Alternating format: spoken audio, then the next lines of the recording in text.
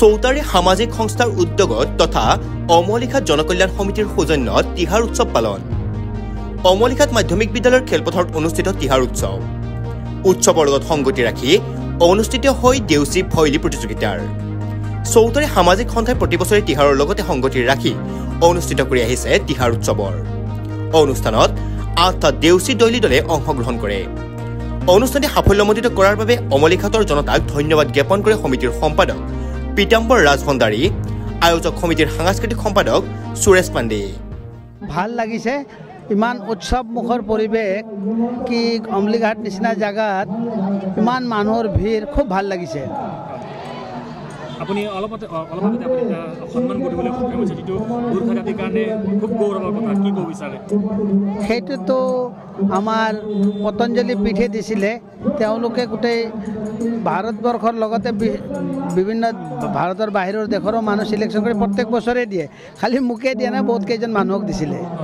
গুৱাহাটীৰ পৰা আপোনাক দিছে? হয় হয়, খুব ভাল লাগিছে। তেওঁলোকে এটা সন্মান দিছে, যিটো সন্মান সঁচাকৈ মই গৌৰৱ অনুভৱ কৰিছোঁ। আৰু আজি ইয়াত আহিছে, হয় হয়, পৰিৱেশটো কেনেকুৱা আৰু যি কালচাৰ, যি গোৰ্খাৰ কালচাৰ, হয়, গোটেইখিনি ইয়াত হেৰি হৈছে। আজি যিটো অনুষ্ঠান চৌতাৰী সামাজিক সন্থা আৰু আমলিঘাট জনকল্যাণ সমিতিৰ উদ্যোগত যিটো ভব্য অনুষ্ঠান কৰিছে, আমি মানে আশা কৰা নাছিলোঁ ইমান পাব্লিক আহিব আৰু জনসমুহ দেখা পাই কিনে আমি বহুত সুখী হৈছোঁ। আৰু চৌতাৰীৰ যিবিলাক সংযোজক আছে, যিবিলাক পদত আছে, তেওঁলোকে ইমান নিয়াৰিকৈ, ইমান শান্তিপূৰ্ণভাৱে অনুষ্ঠানটো পৰিচালনা কৰিছে।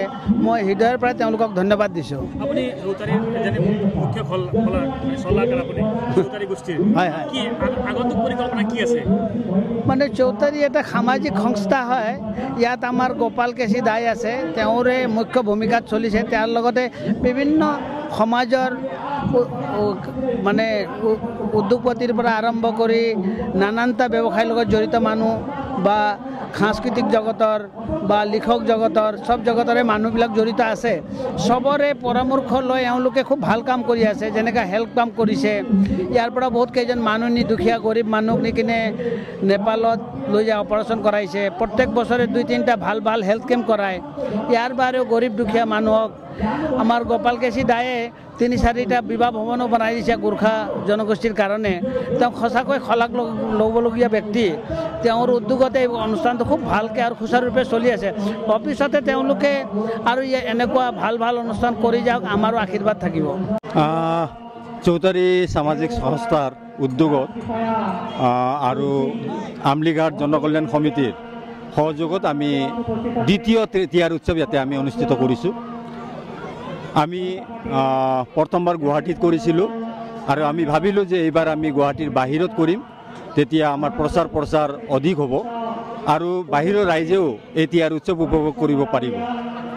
আমি আমলিঘাটৰ জনকল্যাণ সমিতিৰ লগত যোগাযোগ কৰিলোঁ আৰু তেখেতে মানে সাংঘাতিকভাৱে আমাক সঁহাৰি জনালে, সহযোগ কৰিছে।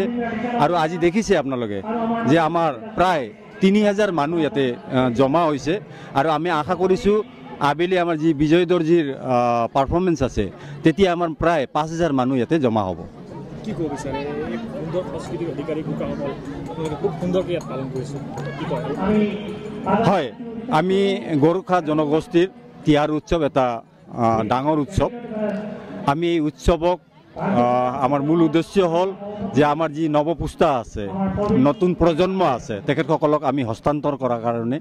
আৰু আমি যেতিয়া মঞ্চত আমি এই তিহাৰ উৎসৱ লৈ আহিলোঁ, আমি যোৱা বছৰৰ পৰাই আমি গম পালোঁ যে এইবাৰ অধিক সংখ্যক যুৱকে ইয়াতে অংশগ্ৰহণ কৰিছে। আৰু আমি ভাবিছোঁ যে আমি যিটো আশা কৰি কিনে এই উৎসৱ পাতিছিলোঁ, এই উৎসৱ দ্বাৰা আমাৰ নৱপ্ৰজন্মৰ আমাৰ তিহাৰ উৎসৱ বা আমাৰ পৰম্পৰা, আমাৰ সংস্কৃতি হস্তান্তৰণ হৈছে। আমাৰ ইয়াতে 12 বৰণীয়া সংস্কৃতি আছে।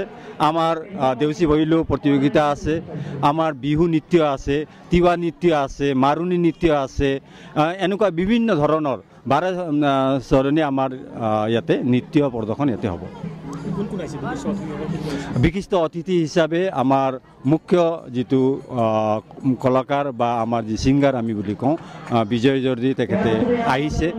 আমাৰ DID little master finalist Adyashree Upadhyay, তেখেতে অলপ পিছতে তেখেতে পাৰফৰ্মেঞ্চ দিব।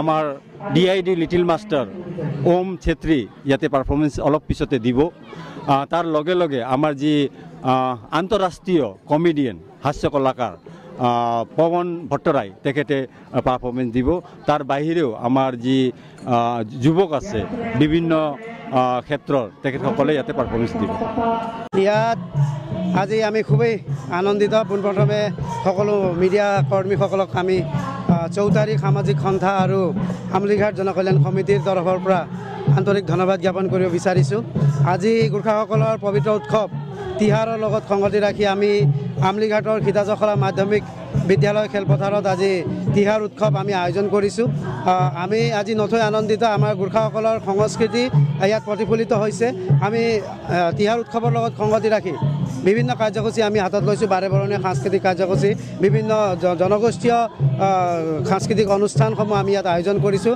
তাৰ মাজতে গোৰ্খাসকলৰ দেউচী ভৈলী প্ৰতিযোগিতা আজি আমি ইয়াত আয়োজন কৰিছোঁ আমি প্ৰতিযোগিতাত 8টা দলক অন্তৰ্ভুক্তি কৰিম বুলি আগতে আমি ঘোষণা কৰিছিলোঁ সেইমতে আমাৰ মাজত 8টা দল আজি আহি উপস্থিত হৈছে নগাঁও পশ্চিম কাৰ্বি আংলং মৰিগাঁও তিনিওটা জিলাৰ পৰা আমাৰ প্ৰতিযোগী দল আজি ইয়াত উপস্থিত হৈছে তেওঁলোকে আমাৰ এই প্ৰতিযোগিতাত অংশগ্ৰহণ কৰিছে আৰু মৌলিক যি আমাৰ সংস্কৃতি সেই মৌলিকতাক তেওঁলোকে প্ৰদৰ্শন কৰিছে আৰু ইয়াত বহুতো আশে পাশে অঞ্চলৰ ৰাইজৰ সমবেত হৈছে ৰাইজ যথেষ্ট সঁহাৰি পাইছোঁ আমি ৰাইজৰ ইয়াত হাজাৰতকৈ অধিক ৰাইজ আজি সমবেত হৈছে ৰাইজে সংস্কৃতি উপভোগ কৰিব পাৰিছে মৌলিকতাক উপভোগ কৰিব পাৰিছে আমাৰ এটাই লক্ষ্য আমাৰ এটাই উদ্দেশ্য যিকোনো জাতিৰ অস্তিত্ব বচাই ৰখাত সেই জাতিৰ ভাষা আৰু সাহিত্যই যথেষ্ট ভূমিকা পালন কৰে আৰু আমাৰ সাহিত্য আৰু সংস্কৃতিক আমি আমাৰ অহা প্ৰজন্মক আমাৰ হস্তান্তৰ কৰা এটা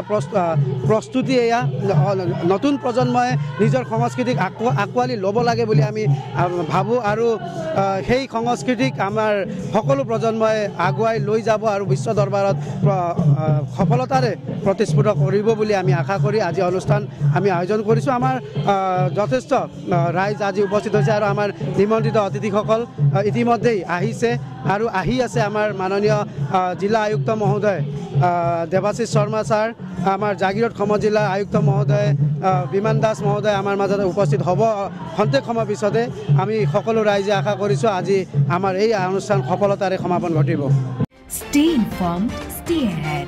News NE 365